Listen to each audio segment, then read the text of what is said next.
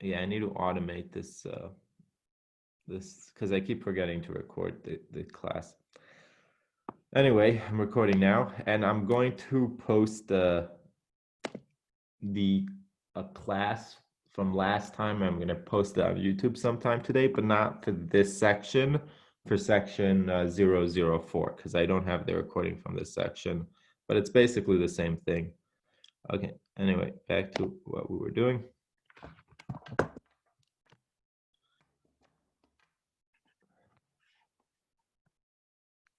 Okay, so this was A1 times the determinant over here of this matrix minus A2 times the determinant of this matrix, and then plus A3. So plus, let's do it here, A3. So that's this A3 times the determinant of this matrix. So that's going to be B1 times C2.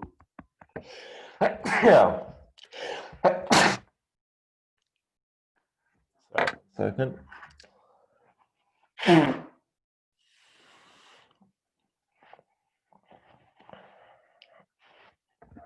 Okay. So this is going to be B1 times C2 minus C1 times B2. C1 times B2. And that's how we take a determinant of a 3x3 matrix. Any questions about this? Okay, so going back here, this is the 2x2 matrix that we did. So it's A times D minus B times C. And for this example, so if you want to look at the determinant of 3, 2, 1/2, and 4, that's going to be 3 times 4 minus 2 times 1/2, which is equal to 11. So that's going to be the determinant of these numbers. And this over here is the determinant of a 3x3 matrix. So like I said, you do A1 times the determinant of the smaller matrix, B2, C2, B3, C3, then minus, then plus. And you're walking along the top line. So minus B1 times the determinant of the resulting matrix plus C1 times the determinant of the resulting matrix. Okay. So here they ask us to do the following example.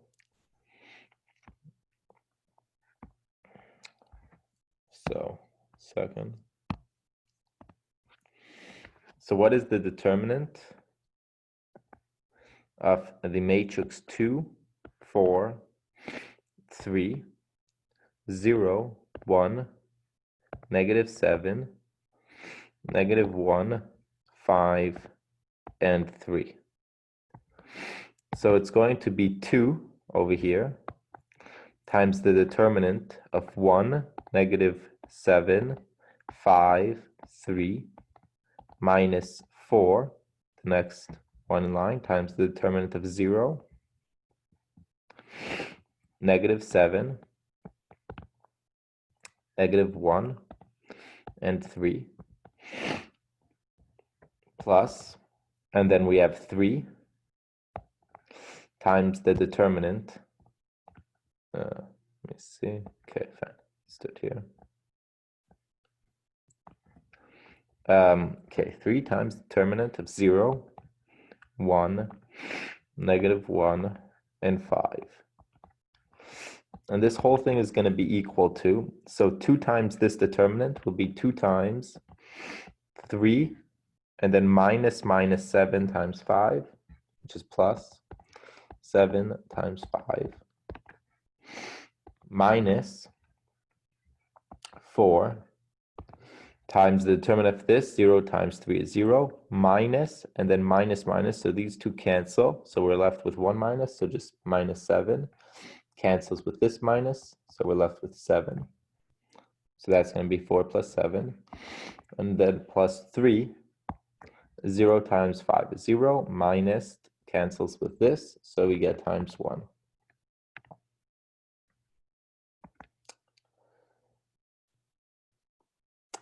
Okay.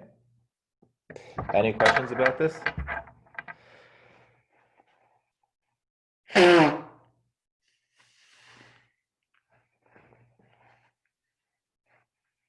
Okay. So now let's see how to take the cross product. So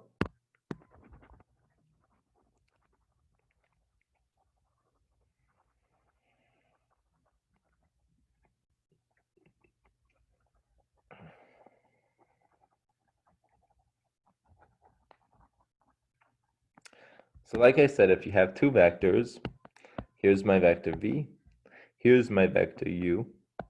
We would like to look at the vector v cross u, which will be this vector over here, v cross u.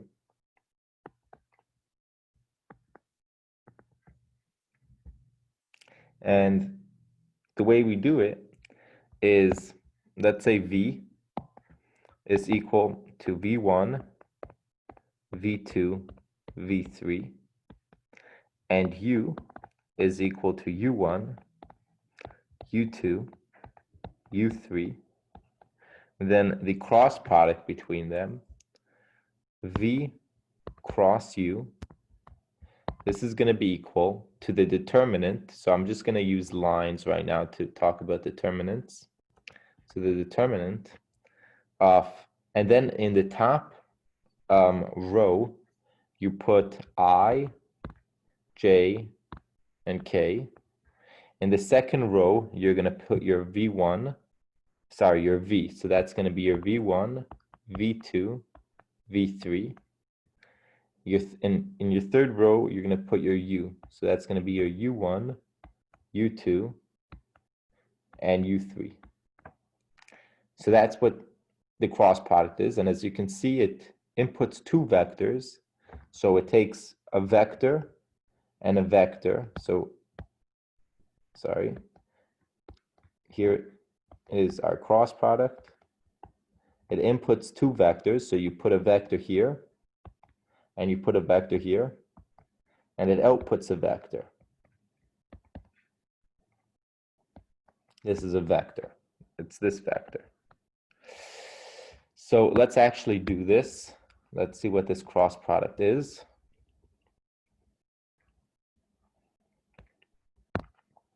So this is going to be equal to, so we have I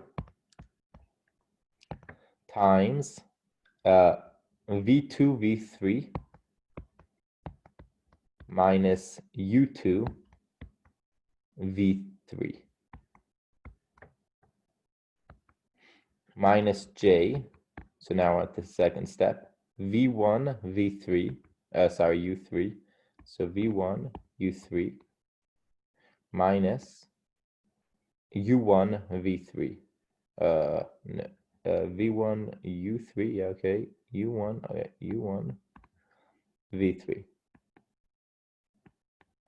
Okay, plus K, and now we're up to here, and then we have V1, U2, V1, U2, minus U1, V2, minus U1, V2. And so this is going to be equal to the vector, which in the I component, you have this over here. So we'll have V2, V3 minus U2, V3, comma. And then in the J component, we're going to have negative this value. So negative V1, U3 minus U1, V3. And then in the third component, we're going to have this, which is V1, U2 minus U1, V2. And that's going to be our vector. So this is a vector. This is the I, the J, and the K. Any questions about this? So what is determinant actually? Like, why do you use it? And you can get like orthogonal? Like why? So, um, so we're gonna try to. So actually, it is a little complicated. What a determinant itself means is fairly complicated. Do you know what a linear transformation is? Not really. So let's just start with what a determinant means, like geometrically, which is important, but it won't really explain to us how you can get the normal vector with the cross product. And it's actually it's not an easy thing to understand. So we're not going to go through that. But with regarding to a determinant, let's first look at the following thing. If you can, let's just do this in R2, but it's true for any dimension. If you're in R2, so here's R2, and you have a linear transformation on R2. So they might be rotations or translations or anything any transformation that's linear. So what exactly does that mean? So if you have a vector over here, and it's your vector v, then first the transformation on R2 sends v to v. So it sends this vector, let's say, to this vector. Maybe it sends this vector, the red one, to the red one. So it will send the blue one to the blue one, red one to the red one, so on. So it just takes points to points, transforms R2. Now, any such transformation can actually be written like this, a matrix. So first, by the linear transformation, we mean a transformation T from R2 to R2, such that T of V plus W, where V and W are two different vectors, is equal to T of V plus T of W. And T of some constant times V is equal to that constant times T of V. So this is what it means to be a linear transformation. And there's a theorem that says that any one of these type of transformations in R2 can be written by a grid, a matrix A, B, C, D. And what you end up doing with this matrix in order to figure out the transformation, I mean, the individual numbers you need to figure out might be a little complicated. But if I then wanted to see how the transformation worked on some vector v1, v2, so this is this matrix multiplied with this vector, it transforms this vector. This will give me, and what you end up doing is you end up doing v1 times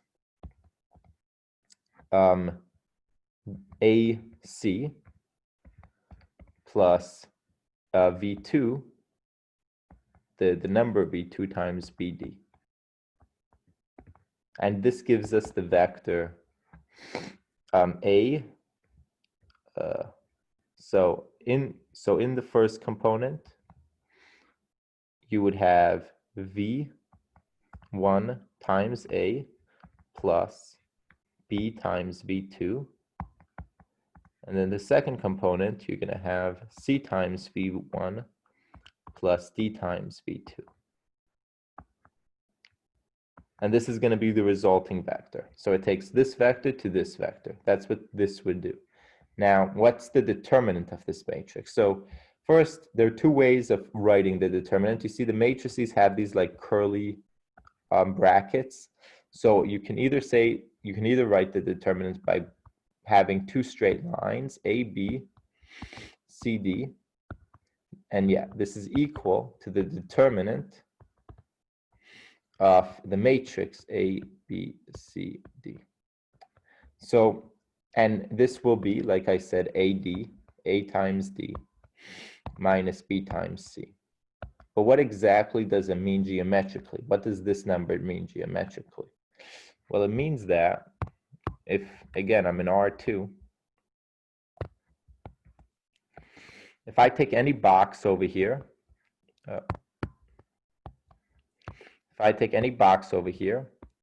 of unit area, so the area of this thing,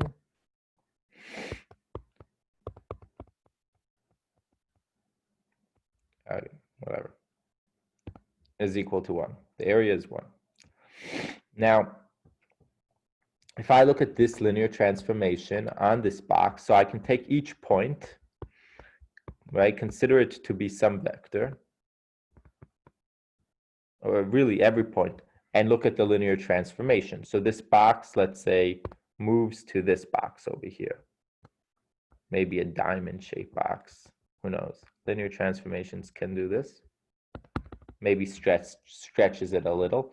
So let's say this box had area 1, and this box has area 3. Then the determinant over here will be 3. This number should be 3. So it tells you for any, and it will be true, and then it will be true that for any box that you take here with length 1, sorry, with area 1, if you look at where this box goes, let's say it goes here, the area of this box will be 3. We'll have area 3. So the determinant tells you how your linear map stretches a box with area 1. Like how many times it expands it. And if it's true for one box, it happens to be the linear transformations work this way. If it's true for one box, then it would be true for any box. So if I take this box and if it has area 1, it will be true for that one or this one. So that's what a determinant is.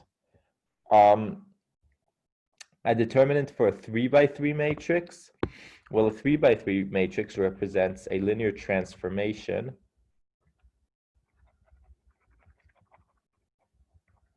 in R3. So all these things work for R3 too. So if here's R3, then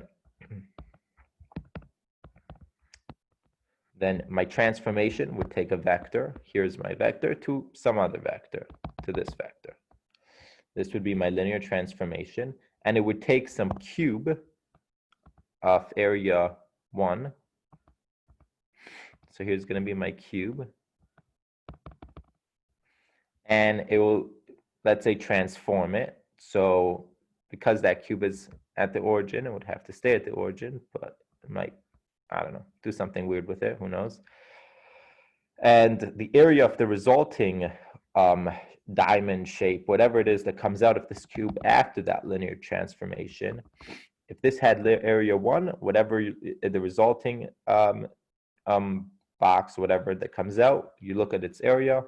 If it has area, let's say, C, then the determinant of the transformation, so there's a transformation over here, T, the determinant of T will be equal to C.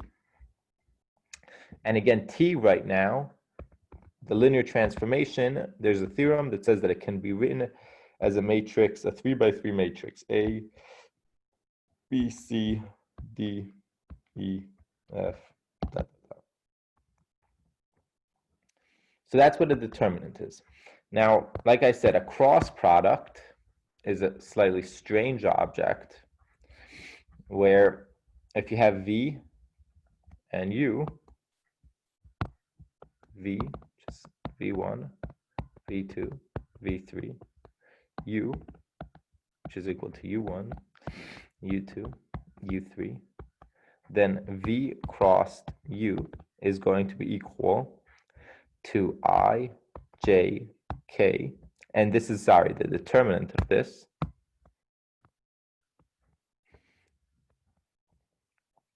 And then because the V comes first, you put it first, V1, V2, V3, and U1, U2, U3. Okay, so again, the question was, why does the determinant of this matrix over here give you what we're looking for, this orthogonal vector? And the answer is it's complicated, but I try to explain a little bit what a determinant is. It captures changes of area under linear transformations. But how it fits into this story is a little complicated. Although, yeah. Okay. Are there any other questions?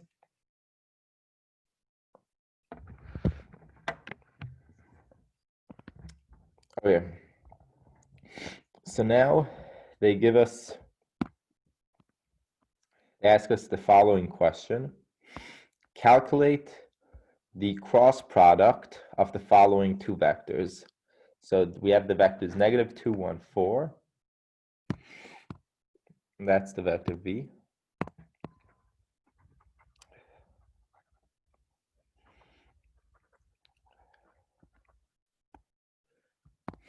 So v is equal to negative 2, 1, 4.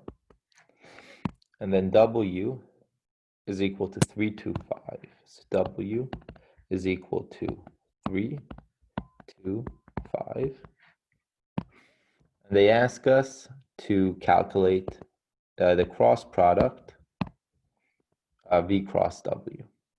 So v cross w is going to be equal to the determinant of I, j, k. And then in v we have negative 2, 1, 4.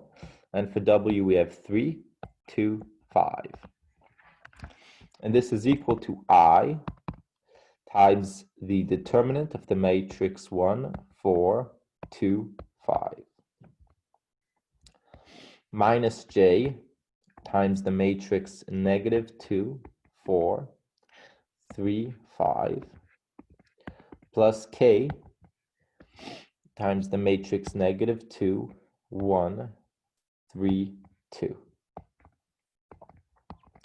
And this is equal to I times 5 minus 8 minus j times negative 10 minus 12 plus k times negative 4 minus 3, which is going to be equal to the vector negative 3. Now we have a negative here, so this is going to be negative 22, and then this is going to be positive 22, and then this is going to be negative 7. So that's the resulting vector. Yeah, negative 3, 22. Yeah.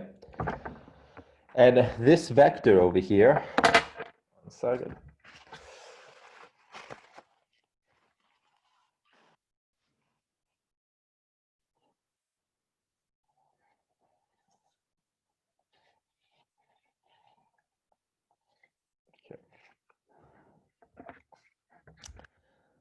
This vector over here is perpendicular to both this vector and to that vector.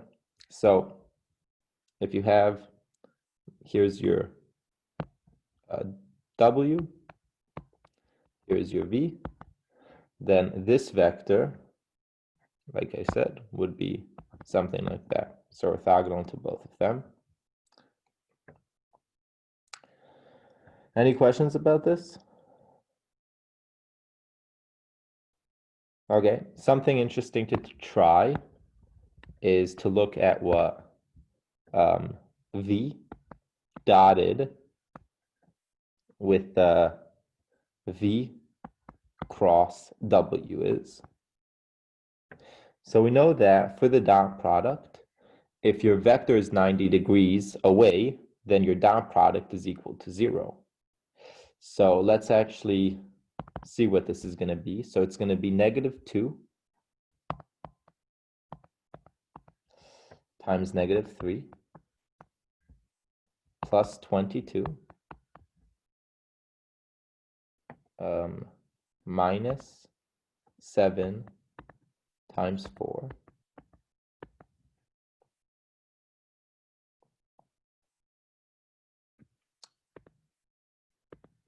And this is going to be 0. So we actually see that the dot product is 0. What about the w? W dotted with v cross w. Well, that's going to be 3 times negative 3 plus 2 times 22 minus 5 times 7,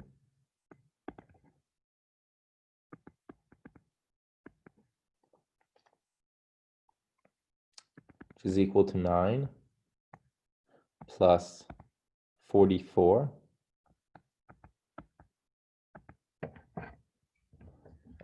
minus 9, plus 44 minus 35, which is equal to 0. So we see that W is orthogonal to V cross W, and V is orthogonal to V cross W. So actually, in general, if we wanted to show that V actually is orthogonal to V cross W in general, then you would do something like this. And this is related back to the question that came up before, which is how we know that V cross W is orthogonal to V and to W.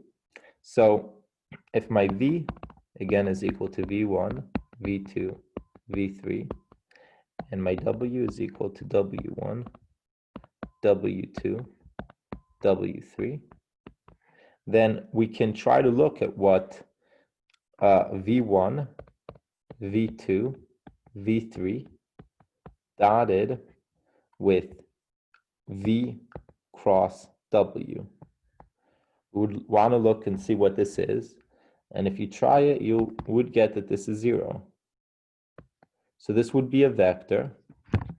So we'd have again I, J, K, and you would have your V. So this is V1, V2, V3, and W1, W2, W3. And then this would be equal to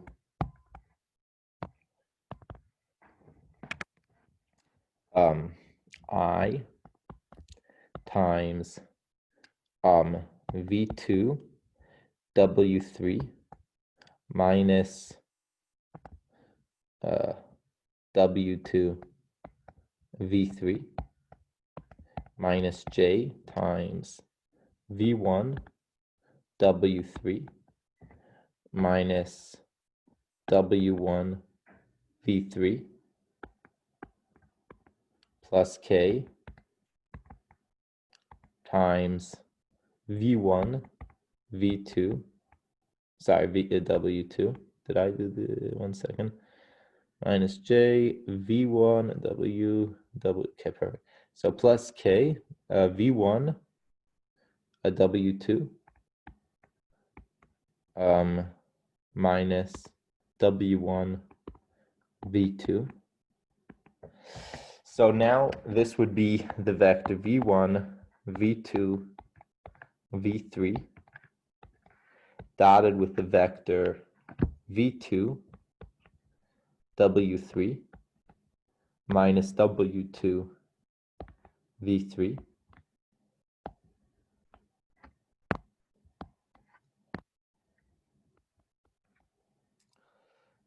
comma, and I'm going to just put the minus in. So it would be W1, V3 minus V1, W3, comma, and then we will have a V1, W2 minus W1, V2.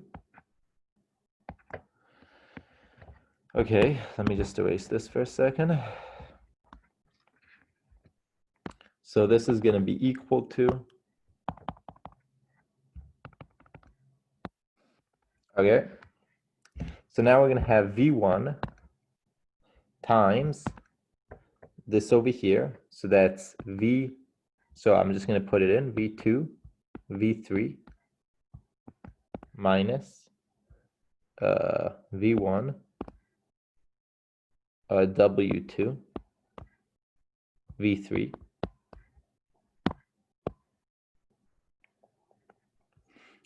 Okay, good. Then plus, and then we're going to have V2 times W1 V3 W1 V3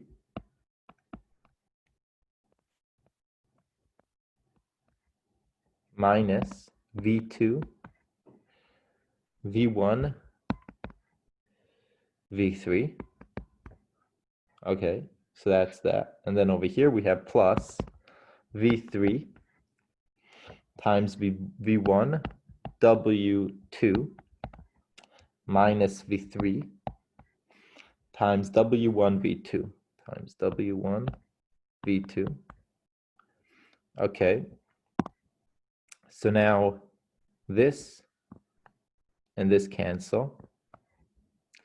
Then V1 W2 and V3. Let me see, V1 W2 V3. These cancel. Okay, and then the last one, V2 W1 V3. These two cancel. And we are left with 0. So they are orthogonal. And the same thing would happen if we tried. So if we tried W2, sorry, W dotted with V cross W, this would be 0, or W dotted with W cross V. This will also be 0. But as we will see, and this is important to know, and we'll talk more about it next week, V cross W does not equal to W cross V. Okay, so are there any questions about this? Is it clear? It's clear. Okay, so next week we'll continue with this. So I'm gonna probably move the assignment for cross products until sometime later next week. Maybe I'll move it by a week, so that we can continue on Tuesday, finish cross products, and then you guys can finish the assignment. Okay, are there any other questions?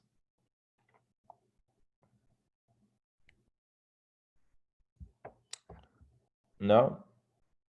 Then, yeah, have a nice day.